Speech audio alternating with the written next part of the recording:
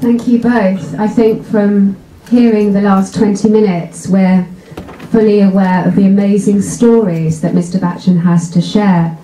And one of the brilliant things about blogging, and now vogging, we all say vogging now, he can share those stories with a wider audience and a more direct one. It's now your opportunity to ask some questions. We have a little bit of time. Obviously of Mr. Bachchan, if you would like to ask anything of George, I'm sure he won't mind. But the main point is to ask perhaps where he got his suit from. We'll admire his suit, his own suit. So opening the floor to Mr. Bachchan, if you'd like to raise your hand and say your name, we'll try and get through as many of you as possible. I'm going to share my microphone with you, or we've got, if you'd like to just follow, so the gentleman there. Well, let's have the ladies first. Yeah. Just give us 1 sec, because we're going to give you a microphone so that you can be heard by us all. Can you hear me? Right up to your mouth, as if you're about to chew it. Okay. Good morning. Looking forward to listening to your first vlog, and I wondered, whose vlog would you like to hear? Me? Yes. We all love your voice, but whose voice would you like to hear? Oh, I wish I could. Most of them are no more, unfortunately. If they were. That's a pity. And I think that is why there's interest in this kind of a facility for future generations. They will get an opportunity for archival voices of some prominent people or celebrities that they never had an opportunity to interact with or listen into. So I'm hoping that, in the years to come, when someone does want to listen into a celebrity whom they may have admired, or through technology have admired, television has been a great asset for people like me who've been in the industry for almost 40 years. And the younger generation doesn't know of us as much as they should. But the television keeps us alive by running repeat runs of our old films. And that's how, we are still in the eyes of the modern or the younger generation. I think that I would have loved to have had a conversation with Laurence Olivier, for example, or Brando, and some of these greats, and talk to directors, and have the opportunity to just sit and talk to them, were they to vlog, for example. But I think that what's going to happen in the next, say, 20 years or 30 years with this process is going to be very valuable. Thank you very much.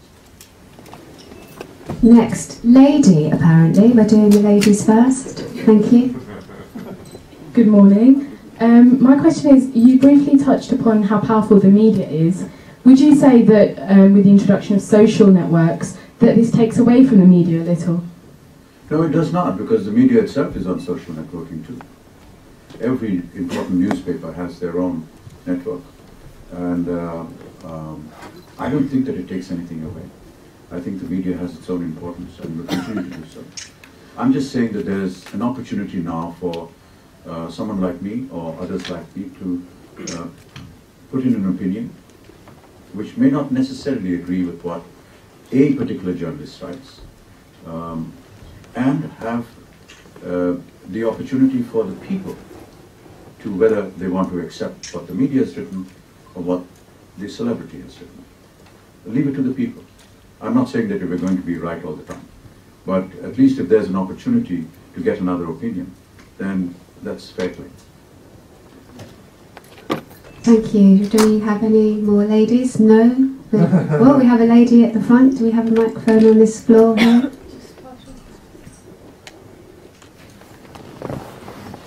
Hello, Mr. Bachchan. Can you give us some examples of what we're going to be expecting to hear? Would we hear about your good days, your bad days? Well, yeah, it's... I've been blogging in India, and it's the first thing I do in the morning, and it's the start of the day. Sorry, thank you for the correction. It's soon after my gym, so, I'm a bit exhausted at that time. But I give them an idea of where I'm going, or what I did yesterday. I talk to them about if I'm attempting a scene which is troubling me overnight, I share it with them. it's just about anything. I could be driving on the roads in Mumbai and face a traffic jam and pull out my phone and say, I'm stuck in a traffic jam, and look at this guy, he's breaking the traffic light, so this one is doing this. It's just, just sitting across as though he was in the car with me and having a chat with him. And that's the kind of stuff that I've been putting out. There is, as soon as the facilities become more, how do you put it, where people will be able to actually ask questions, much like what you're doing now. Interactive, yes. Then I'm assuming that many of them would ask, how I approached a particular role, what was going through your mind, why did you wear this dress, why did you wear these white flares, and etc. You probably ask yourself that as well. Those are the times when you just can't do anything. So it gives an opportunity to explain to them, which may have taken me years and years and years if somebody wrote about it or some journalist decided to write a biodata about it. Thank you. I think we can move on to some gentlemen now, otherwise it's not fair, is it? Mr. Bachchan, what's the most interesting experience you've had on cyberspace? And second question is, is this going to prompt you to perhaps go and write a book like your father did? Because you're doing quite a lot of writing now. I couldn't follow this. So the first question is, what's the most interesting experience you've had on cyberspace? And secondly, will all your blogging and vlogging kind of inspire you to write a book? No, not a book. I don't think I'm qualified enough to write a book. So that is something that I will not be able to do. But if there are others that want to write about me and feel that it's interesting to write about me, and there have been a few, I don't stop them from doing that. I may not necessarily get involved in the process of them developing this book, which means if they were to come and ask me certain questions which relate to my life or how I felt about it, I may feel uncomfortable saying that, not because of anything else, it's always I did this and I did that and so on. You hate that word, so I don't want to do that. But as far as abuse on the network is concerned, it's a very natural thing to happen because it is a faceless medium, and people feel encouraged to say whatever they like. So there are abuses and very uncomfortable ones at times.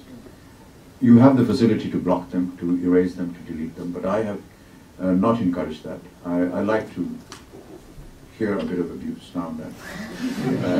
It comes through, and it's very welcome. Somebody recently, a journalist actually, asked me a similar question from India, and I responded to him from one of my father's works in Hindi, which, if you don't mind, I'll repeat it, which says, "तुमने हमें पूछ कर पत्थर कर डाला, वो जो हम पे जुमले कसते हैं, हमें जिंदा पे समझते हैं." You have made me into an idol by idolizing me, and you have made me into an image, a stone image. That's the level of your interest in me as a fan. Those that throw these abuses at me, at least they think that I am alive and living. Because when you made me into a stone figure through your idolatory practices, I was almost immune and dead. तुमने हमें पूछ कर, by praying for me and by idolizing me, you have constructed me into a stone image. Because in Hindu philosophy, as you know, we pray to stone images of our gods and goddesses. So you have virtually made me into a god. वो जो हम पे जुमले कसते हैं, हमें जिंदा तो समझते हैं. That those that throw abuse at us, at least they think that we are movable and alive. I'll use that. Can we have a microphone also down on the second row, please? Do you want to go for your question? Go for your question. Namaste, Amity. You could say. You've created a term for your blog followers, the FMXD. For your Twitter followers, it's TWFMXD. is there going to be such term coined for your blog followers? Okay, that's a good one. Thank you for that, because yes, you know that for those of you that don't follow me on the blog, and I just felt that when I started writing my blog, there were a very dedicated group of people who came on and responded, about 400 or 500 every day. And I created a facility in the blog where I would respond to their responses. And that gave me a very intimate feeling with them. And I felt that they were always so concerned about what I was doing and how I was treating myself, or when I was ill, that how they were concerned about my illness, or any venture that I was doing, how dedicated they were. I just felt they were like a part of my family, so I gave them a title, and I said, you are all my extended family, and made that into EF. And then got a little funny with them and said, you are Familia Extendum. So that became FMXT. Then when I started Twitter, it became Twitter Extended Family. So that's TWFMXT. So now with the blog, I guess we will have a VM.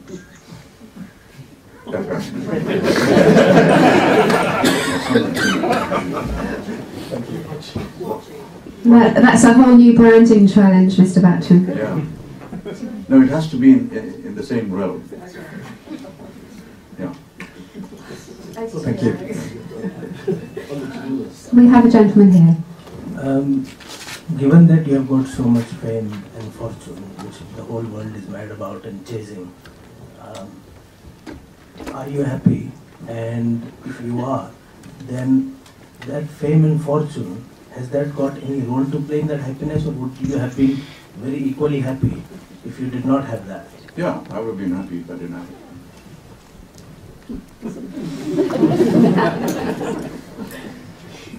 Mr. Bachchan, we've often heard about your views on using acronyms and popular words. Mm-hmm. You often objected to the reference to the Indian film industry as Bollywood.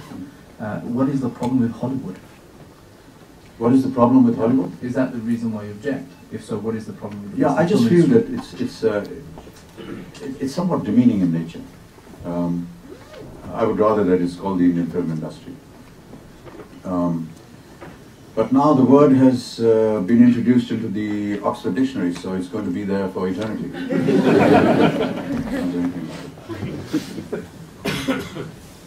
Yes. Yeah. Mr. Bachchan, I would also, you used a lot of acronyms, so I would call you BOB, Bob, Best of Bachchan, or Best of Best. Or WOW, Winner of Winners. Winners never quit and quitters never win. You surely are a winner. Tired, but not retired yet. Can I ask you, what is your secret success, or 2 or 3 mantras of your winning attitude? Gosh. One will do. How would you answer that? Oh, help me out here, please. You know, the 5 a.m., the 2 hours, 5 till 7 in the gym, that's a winner's attitude, for sure. Yeah. Actually, bowl is none of what you said. It's actually Bachchan online. But it matches bowl, which in Hindi means talking. Yeah. Well, all I could say is GOD to you, guaranteed overnight delivery. All right.